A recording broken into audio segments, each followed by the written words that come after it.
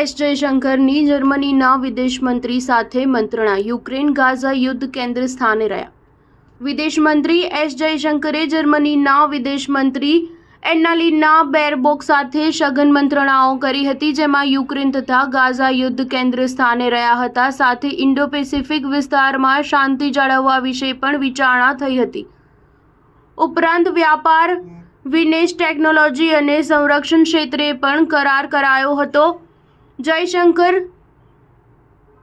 Saudi અરેબિયામાં યોજાયેલી સર્વપ્રથમ India Gulf Cooperation Council ministerial મીટિંગમાં હાજરી આપી આજે સવારે અહીં આવી પહોંચ્યા હતા અને બેરબોક સાથે વ્યાપક મંત્રણાઓ કરી હતી. પોતાના એક્સ પોસ્ટ પર આ વિશે જયશંકરે લખ્યું, વિદેશ મંત્રી એ બેરબોક સાથે વ્યાપક મંત્રણાઓ થઈ, જેમાં ભારત જર્મની વચ્ચે વ્યૂહાત્મક ભાગીદારી સાધવા ઉપર ધ્યાન કેન્દ્રિત કરાયું હતું. તેમાં વ્યાપાર અને મહારોકાણો મુખ્ય રહ્યા, તેમજ સ્કિલ્ડ લેબરની આપ-લે વિશે પણ ચર્ચા થઈ. આ સાથે એસ જયશંકરે લખ્યું કે મંત્રણા દરમિયાન મુખ્ય મુદ્દાઓ તો યુક્રેન અને ગાઝા યુદ્ધ તેમજ ઇન્ડો પેસિફિક રિજિયન ઉપર સૌથી વધુ ધ્યાન કેન્દ્રિત કરાયું હતું. જયશંકરે આ મુદ્દાઓ વિશે ભારતમાં યોજાનારા 7મા ઇન્ટર ગવર્મેન્ટલ કન્સલ્ટેશનમાં આવવા એન્નાલીના